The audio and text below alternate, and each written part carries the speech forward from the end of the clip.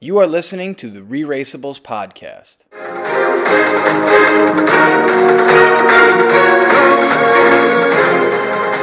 right. Hello and welcome to the ReRACEables podcast 37. I'm your host, Tom, joined tonight by Lizzie, Jeremy, and Nicole. Welcome in, everybody. Good to have everyone here today via Zoom. Thank you. Good to be back. Hello, hello. What did you guys learn from episode 1, Jeremy and Lizzie?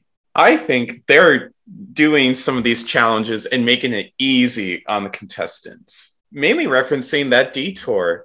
You had to select 2 cakes and decorate them, but they had to be of flags that were in the European Union. So now there's a knowledge test here. That's really what it is, a knowledge test, and it's also a craft challenge. How well can you recreate and decorate? And pay attention to detail. Exactly. Because the chef did point out little smudges on the cakes and made the different contestant teams go back and redo them. I think it would have been way more interesting if all the chef did was, sorry, this is not good enough. And at that same detour, where were the alliances being made? Where were the sabotages happening? There was none of that. That would have been such a key place to make an alliance, in my opinion. I counter. I think alliances started to happen. We noticed some teams kind of like racing alongside each other, and they were kind of like, hey, want to work together? Yeah, let's do it. And I feel like situations like that lend themselves later to like actual alliances when it comes to strategy. I think Anthony and Spencer missed an opportunity to help Kayla and Raquel. Maybe they were going for first place, and that's why they didn't tell them that the UK was not in the European Union. Maybe that's it. Maybe it's just their competitiveness. Maybe it's because of what happened at the rail mail and Anthony told the truth to Penn and Ray and they didn't listen to him. And maybe they were just kind of, let's just run our own race. I don't know, but I agree. I think there was an opportunity missed. Yeah, and I posed the question to Tom in Anthony's position at the rail mail. Right, going back to the roadblock. If Boston Rob was in that position, what would Boston Rob do? I think it's too early. I think there's an opportunity for an alliance right there, right? With the front runners. I don't know. If you're them, you got to understand that you're in the front of the line and you got to understand that you're probably in the lead. So why not ally with the people in the lead? That was kind of my thought. I feel like it's too early to make an enemy and turn people against you when all you have to do is beat one team, especially. And he would be not only making one enemy, 2 enemies. Right. Because those are 2 separate teams. I agree. It's a little early in the season. Like if you are quite ahead, which I think both of them felt at that point in the race, but I think maybe there was less hostility or less incentive for hostility versus if you're towards the end of the race and you're like, again, we say this all the time on the ReRACEables, don't come last. That's how you survive. You don't have to win until the very last leg of the race. And so speaking of don't come in last, let's go to that piece of it. Do we think that Lulu and Lala got a early break? Is this too early for a second leg of the race, non-elimination, keep going? Absolutely. It's too early. If you can't even win the first leg, go home. And I say that liking Lulu and Lala. I don't think I had them very highly ranked, but it's like, come on, it's the first leg. You either do it or you can't. I think there's room to grow. Do I think they're going to win? They're probably not going to win based on how something we were talking about a lot earlier was relationships and kind of teamwork. And despite the twinness vibe that they are promoting, they kind of fell apart for early on in the race. They thrive on drama and they're too alike. Like a team needs to have one person who can do the puzzle, figure it out, the other person to execute. Or like one person who sees the details, the other person to see big picture. They are just the same person. Right, compared to like a Kim and Penn, right? You know that Penn is going to be the one hyper-focusing and putting the puzzle together, and Kim is there to support and cheer him on in that moment. Connie and Sam at the darts. Sam knows he's going to hit it. He's got to be the cheerleader for Connie. So their dynamic being twins and such equals in everything maybe working against them. I will say I was really impressed by Connie and Sam in that moment. You know, they were very low stress. Something I appreciated was they never got tense, you know? They took their time, they breathed. Sam was very much in the way of coaching Connie without demeaning her. Again, he is a football coach. He's done something like this before. Just gave her the tips and also gave her confidence too, and that you'll get this, you'll get this. It's almost as if they should have been highly ranked at the beginning because they had a good understanding of what their roles were going to be in the race, almost kind of like that. It's still early to tell, Lizzie, in my defense. So trending up, we have Connie and Sam, Dusty and Ryan. Anyone else trending up at this point? Spencer and Anthony, for sure. Well, I mean, they went from 1st to 7th to check in. That was a little concerning, but they're strong. They're a strong team. I think Raquel and Kayla are doing pretty well. I know we all kind of rank them pretty high. But I think they have such a good attitude moving forward. They're holding it together really well. And they're finding humor in situations. And I think, to me, promotes a strong bond between those two. It's a good sign. If you can laugh at yourself and be like, oh, you got frosting on your tits. Ha ha ha. Let's run and get first place. It's like, I think that you're sitting pretty if you can do that. How about trending down? We obviously mentioned Lulu and Lala. Anyone else we're thinking is trending downward? My husbands are not doing as well as I wanted them to be. My first ranked. Isaiah and Taylor. Keeping themselves at the back of the pack. And you know what? It might be strategic. Maybe I'm going to choose to believe that it's strategic.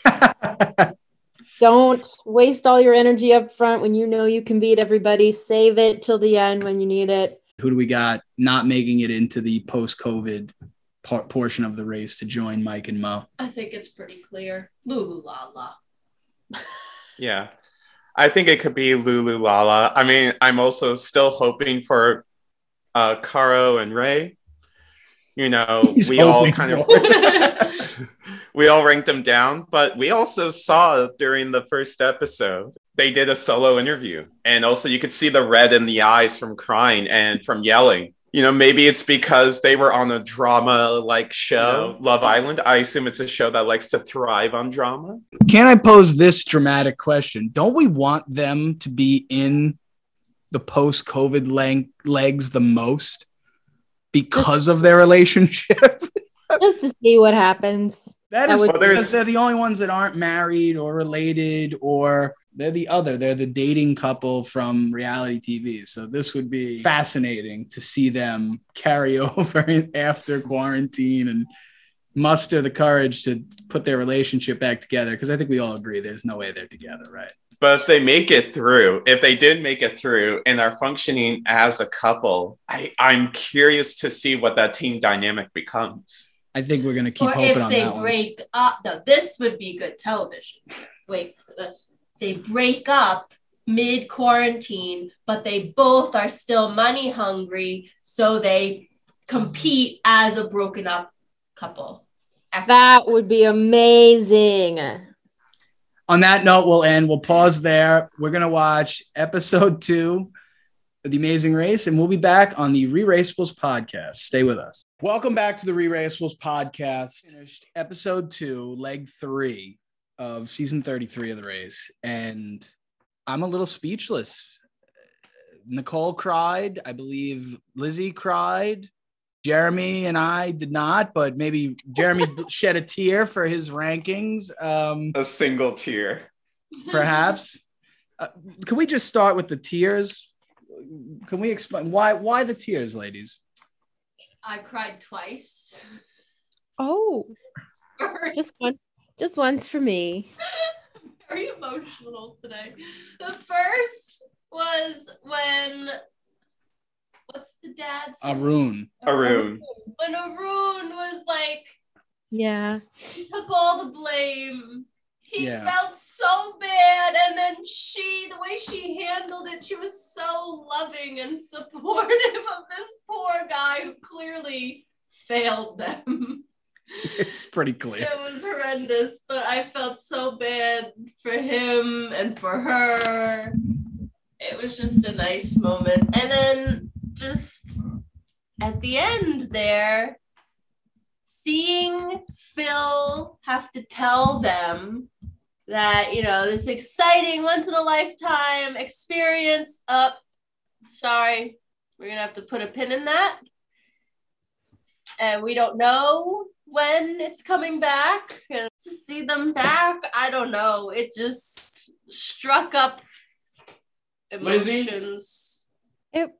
Yeah. I mean, Nicole hit the nail on the head. It also, I mean, God bless Phil trying to put a positive spin on it, being like, not every team gets to go home and regroup and then come back. Like, that's such a nice, such a nice thing to say and a nice point of view to have. But everybody remembers that moment where they were like, oh, my life is stopping and the world is stopping. And so it's hard not to imagine what it would be like if you were there. And I know that this particular group of people does that all the time anyway. If I was doing that challenge, here's what I would do. If I was running this race, here's what I would do. Like, we already put ourselves in their places while we're watching. And so it's hard to not do that. And then also remember what the pandemic hitting us was like. And it just all happened so fast too. At the end, they were like, by the way, pandemic, 19 months later. Yeah. And you know what I mean? It's like, there was no buildup. They just all they hit you at it. And then seeing so many teams not there was, oh my God. I was not expecting the immediate flash forward. I was expecting to leave off there, maybe with a half an episode or maybe a full episode about what they were doing during quarantine, something like that. That's where I thought the videos from Phil would come into play of hey guys, the race is back on, and I don't know, video footage of everyone in their home hearing the news, but it was very abrupt. Better off, I think. I think it was better because we don't need to go back to that place. All we needed to see was him say, things are shut down. This is unprecedented. And then the triumphant music. They're in Switzerland and we reboot. Did I hope that they would be able to run the exact same race that they were intending to originally and start again from the University of Glasgow? Yes, but that must not have been possible. And I'm happy that they returned in the way they did. And it's kind of exciting. It's this whole new rebirth. Well, because there are probably some countries that weren't allowing people in or weren't, you know what I mean, that didn't have open borders. So their plans got all messed up. I think we will get little snippets of those 19 months along the next few episodes. I don't think it will be just a big chunk of, and now we go to the quarantine segment. You know what I mean? I think it's going to be how they sprinkle in backstory along the first episode. I think it's going to be more of that in the episodes to come. I don't think we'll get all of our answers at once. I completely agree because I feel as an audience, I don't think it'd be fun to actually watch a full episode of us living in quarantine. I already went through that stuff. And so to live through that again in 40 minutes or so, how long that episode is, I completely agree with you, Lizzie. I think they're going to do similar stuff to how they do the team backgrounds, like in the first episode of Penn and I, while in COVID, this is what we were up to. Akbar and Sheridan. Yeah, remote learning was hard. I didn't really see Akbar and Sheridan when they were running back. I don't know, but because I too noticed. I noticed there was a significant less amount of people. Yeah, so let's talk about that. I have the video. Akbar and Sherry were back. Kim and Penn were back. Lulu and Lala were back. Lulu and Lala, Raquel and Kayla were back. Did I see Taylor and Ryan from Dustin? And I don't recall seeing Tyler and Isaiah. Did I see Dusty and Ryan? Yes, Dusty and Ryan were back. But that was it. Who did we not see? Caro and Ray. Kind of figured. Wait, really? I didn't see them. Yeah, I couldn't see them either. They weren't there. I don't think I saw Anthony and Spencer. I was too emotional to pay attention. Ultimately, there are some teams that are not coming back, and there are new teams being reintroduced. familiar faces. Boston Rob and Amber.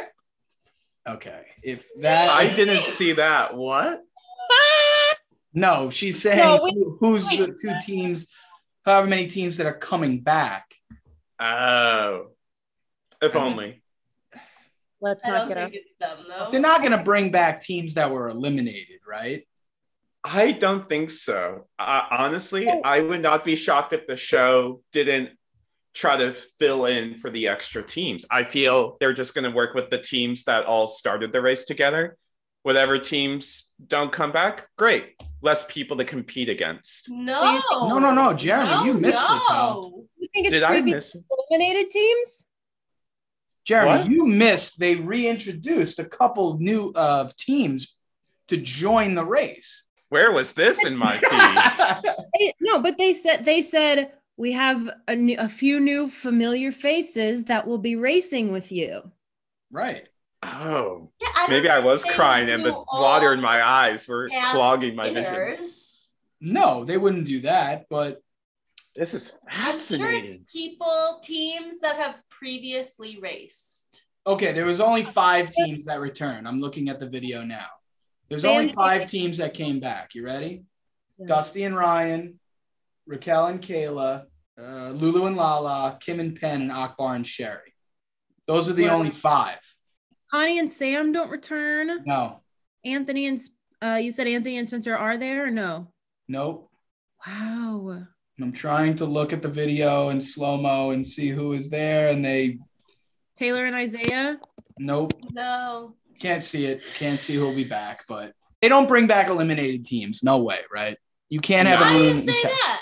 Because they're Not in this eliminated this season. Yeah, you can't have Arun Yeah. and Natalia come No, back. that You wouldn't can't be have. fair. Yeah, you can't. Well, technically, that would only be one team anyway. Right. Well, Mike and Mo Oh, as that's well. So there would be 2 teams. It makes me feel like Amazing Race COVID edition, just like the NFL didn't have a full stadium at the Super Bowl. The NBA played in the bubble. Survivor had to do a 26-day season 41. And Essence had to tape their own sketches. yeah, this is just that version of it. It just happens that it's coming in, I won't say the tail end of COVID because I don't know if that exists, but it's just later than those other previously mentioned events. So it seems a little more foreign. I wonder if now we're on the Amazing Race social media, now that this episode has aired, if they are going to introduce the teams that are returning. You know, someone somewhere enforced an NDA and they're not allowed to talk about it until January, whatever. Let's go to this leg of the race because it was a good one. I really enjoyed this leg. We see Carl seeing Ray stressed for the first time, and this is new experience in their relationship. And I think it pans out and lays the breadcrumbs of exactly the turmoil we see later in the episode. Well, when you're crying in the back with your, crying your eyes out and like complaining all the time and worrying about, being last and all, when like you're not even 10 minutes into driving. Yeah, I get stressed too. Damn. I thought it was so funny. She straight up was like, I've never seen him in a stressful situation. This is what figuring out a relationship is. Like, yeah. Love Island didn't teach you that. No, that's the least stressful of situations. Nor did Love Island teach anyone how to drive stick. He said he practiced, I thought, before the Yeah, race. he said he practiced 2 weeks before coming on to the race. And he felt pretty confident too. So what is it that's so challenging about it? I personally have never driven stick shift. This would be something that I would have to practice. Has anyone here driven stick shift? I've tried driving stick, but that I blame my father, who doesn't subscribe to this podcast, that he was not the greatest teacher. But Lizzie, you have experience, so do share. One of my best friends from college had a stick shift car for the whole time we were there. And she taught me how to drive it on like an empty, open Kansas road where there's no obstacles. Great place to learn. I don't remember any of it now because that was almost 10 years ago. But my guess, the reason that he had so much trouble with it is that every car is different. I feel like with automatic cars, you can kind of get in and you know how they work because they kind of do it themselves. But with manual cars, each one is like, has its own weird sort of, you have to get into the groove of it. And I think he probably was like, he learned enough to do it. Obviously they got where they needed to go, but it wasn't automatically easy for him because they are so, each car is like so weirdly specific because you're doing it yourself. That's my best guess. I agree. It has to do with that sweet spot of the clutch. Even getting that car started, you know, when I was trying to learn, I had to be really fine with the clutch. And then also getting into gear. And then, as I think it was Akbar that was saying, that stop and go traffic is not friendly. Yeah, it's a nightmare, especially for a new driver. So is the most challenging part of stick shift or the driving in a foreign place and trying to navigate?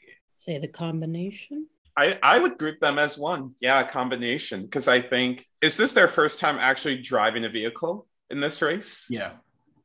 So this is the first time putting together teams into that navigator driver situation. It's just another way of making it more challenging, or maybe, I guess, cars are just stick shift in everywhere but the United States. Is that true?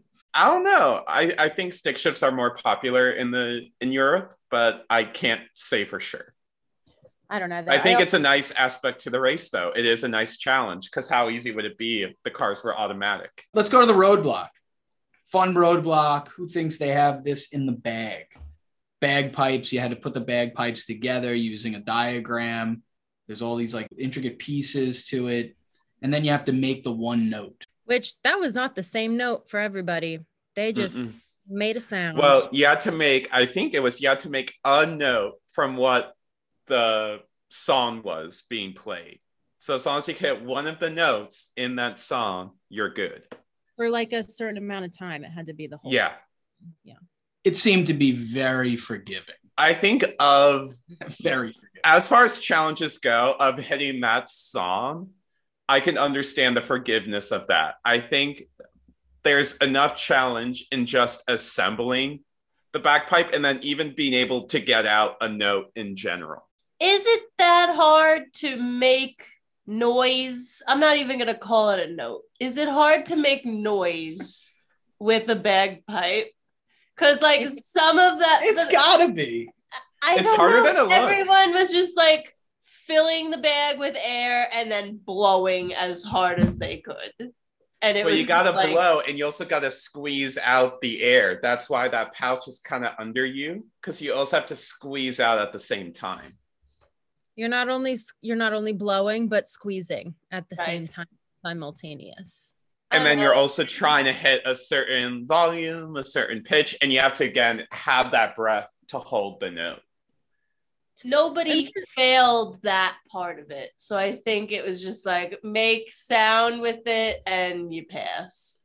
Yeah. I do like when assembling the bagpipe, the person would just be like, nah, ain't good. Right, that's the challenge I like to see. I think this would have been something that I would have tried to say I would do. Yeah. It felt like a very IKEA challenge, right? You get these directions, you have all these pieces. All they were missing were like little labels with the letters that corresponded on it that you have to put together and then go up in front of a bagpipe. I'll call it an orchestra or a group, and then just and just whatever you produce seemed to be good. It did seem like they enjoyed this roadblock. Seemed to bring out a smile from everyone. I think if Josh and I were to do this, I think he probably would do this one. Not only is he very good at assembling things, but he was also in marching band in high school. And when I tried to play the trumpet, when I was figuring out what instrument I wanted to play in 4th grade, I actually fainted from trying to blow into a trumpet. I passed out. Oh, that's pretty good. String instruments it was for me, but I think I should have done it. Moving on to the detour, we had kilt or rebuilt. Kilt was you had to go to this theater, sing and perform a Scottish song in the whole kilt and the whole getup and the whole theatrical production of it, versus rebuilt, which was replace the whiskey barrel top hoops.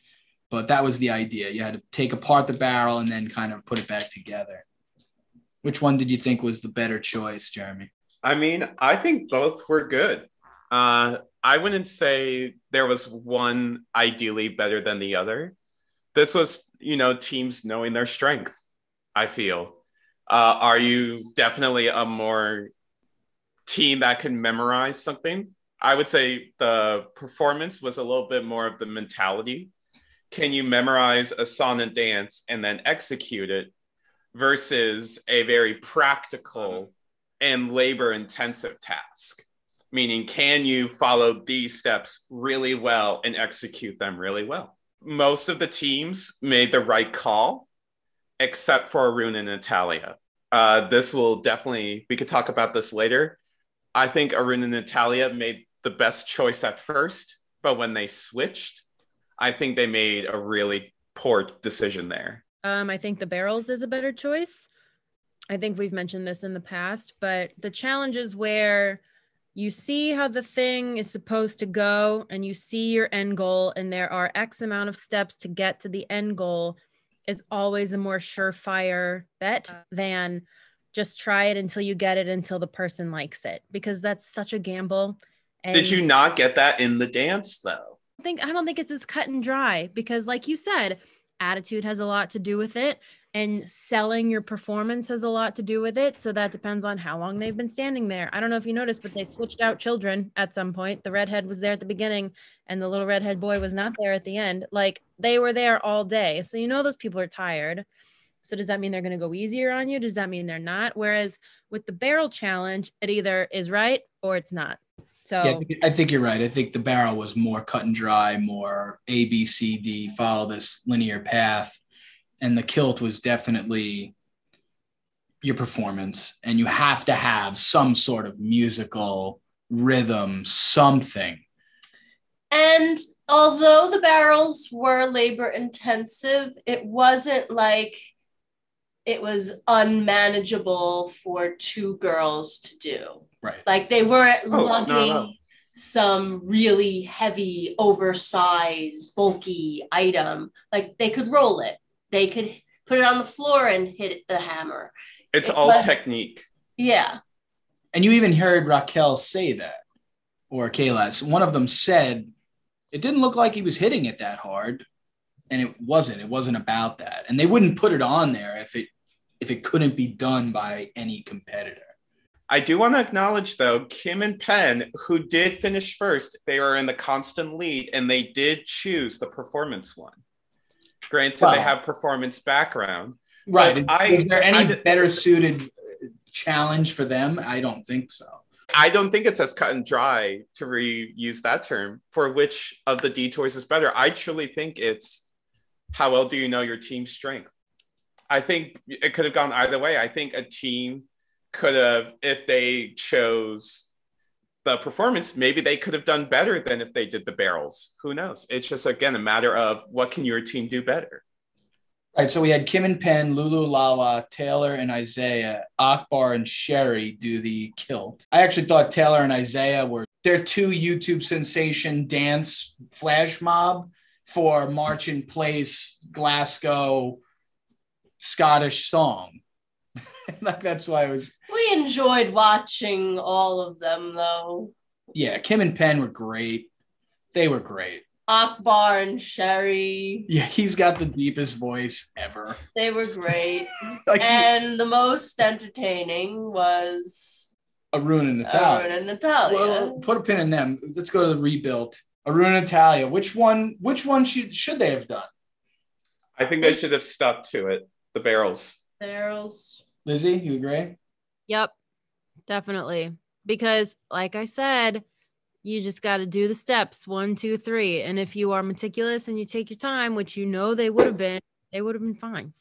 They were at the barrels. Even before then, they knew as a team that Arun could not do the song and dance, that he would not be able to do it. They knew and agreed on that. And honestly, I was very frustrated at Natalia. From what they showed us, granted, this is from what the show decides to air, Natalia seemed to just not try for very long and didn't try different things when trying to get the hoops off the barrel. Also, she was definitely hammering it the wrong way. But again, I've experience in a little carpentry, so I'll give her that. But I don't feel they followed the steps, or they didn't take the time to be like, all right, pause. What are we doing wrong? Let's go watch the demonstration again. Exactly. And see what's being done. They are super fans. They should know this. Take advantage of the demonstration. No, I'm a little frustrated with Natalia pushing Arun to do the song and dance when I feel she didn't put in a solid enough effort to try this detour.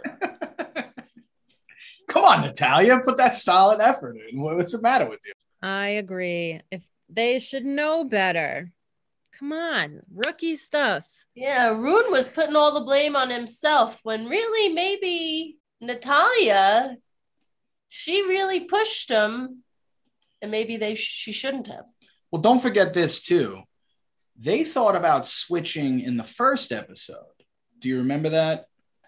I think it was the darts versus the cake. Oh yeah. Yeah, and they sat there and they thought, "Oh, should we switch?"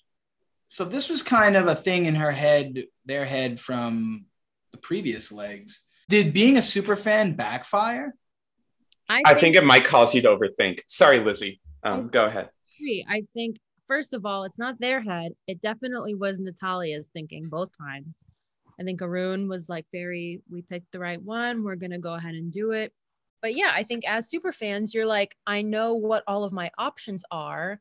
I want to take advantage of the game. I want to be able to do whatever I can do and, make the best decision. So I think allowing them to go through all of the options can be a good thing if you make the right choice, but I think it backfired for them this time. So. Also, maybe try to redeem on the good faith that Natalia had done while at the barrel test. Natalia had helped both Connie and Sam and Raquel and Kayla on assembling the bagpipe. I had thought either of those teams were there when Arun and Natalia were at the barrel. So why not redeem that good faith that she earned? Hey, I helped you. Can you help me? Why not exhaust that resource? Why not, like you said before, Jeremy, go and watch the demonstration again? Why not go and ask the other people for help? You're there. And if you leave, you have to get back into a transportation situation. And you have to get to the other challenge. And then you have to complete that one, which was singing and dancing, which they knew they sucked at. I have to believe in that moment, if you're a super fan and you feel like you're going to switch, and even if you have 1 ounce of doubt, you have to pull out the alliance card, the good faith card that you played with others, if possible. And maybe nobody else was there. I don't quite remember, but if anybody's there, you got to try and do that. And if you have to break the alliance or the faith later on in the race, then you do it. You don't just abandon ship and take all this time and go to literally your weakness, which was the song and dance. Can we talk about them now that they're at the Kilt Challenge? I like Arun and Natalia. I think that they are amazing people. I love their relationship. Even though the relationship might have been part of to their downfall a little bit, they're almost like too nice to each other. They're almost too forgiving of each other. And you kind of need somebody to be the alpha and just kind of be like, no, this is what we're doing. I could not help but bust out laughing when Arun was just throwing down lyrics like that. Yep.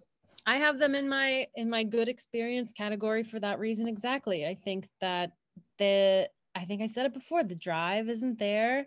Like you said, they're too nice to each other. They're protecting their father-daughter relationship, which, as by all means you should do.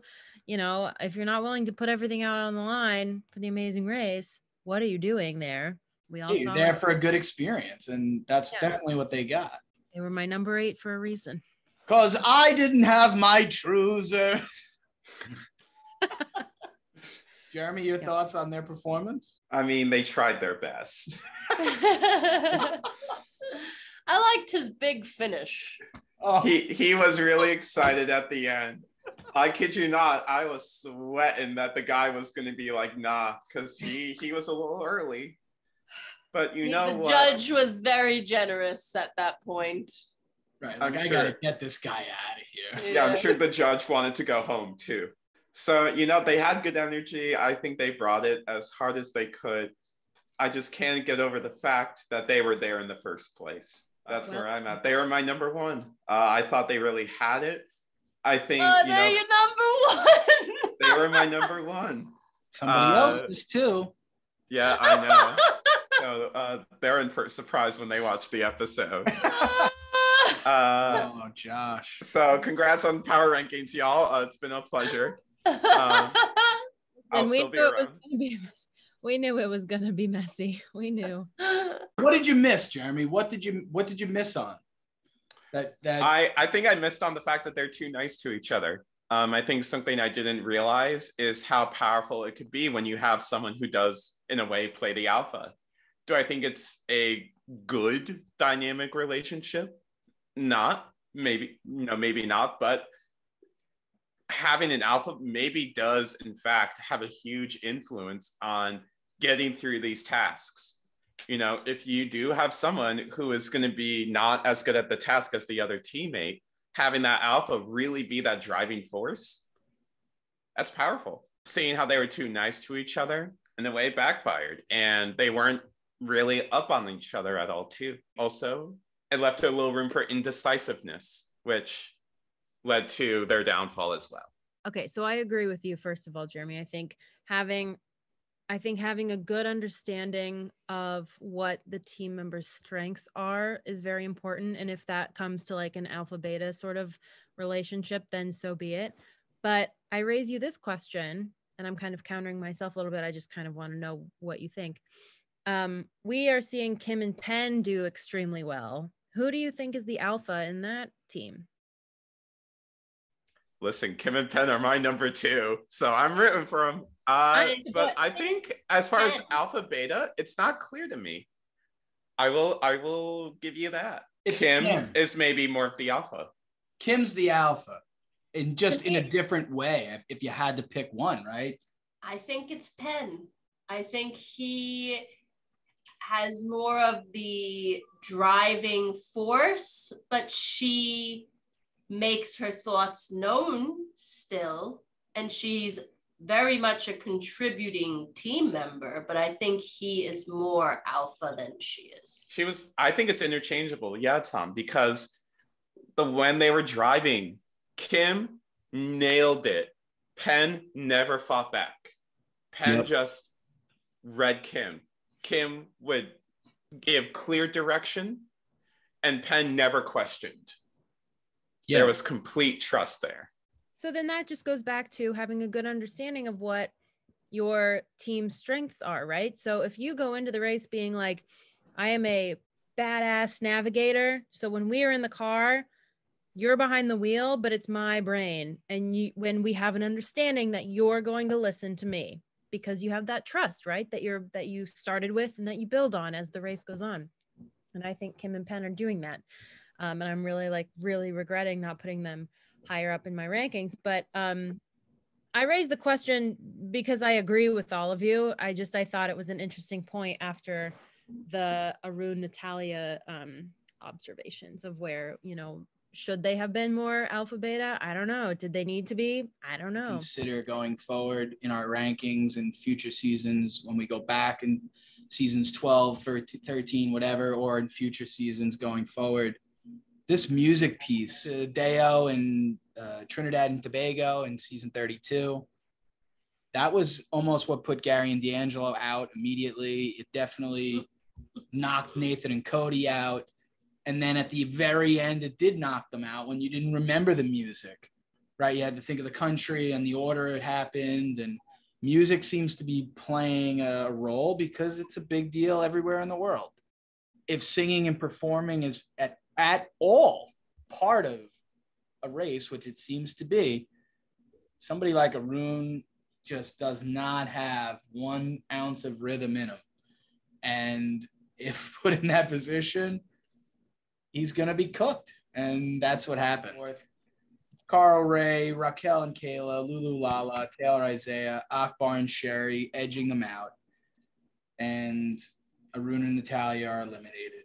Okay, so last thing before we close out this podcast, Arun and Natalia are eliminated, and with us, we must cross them off our power rankings here. Horrendous cross off for Jeremy Stein and Josh, who had Arun and Natalia at number 1. That hurts.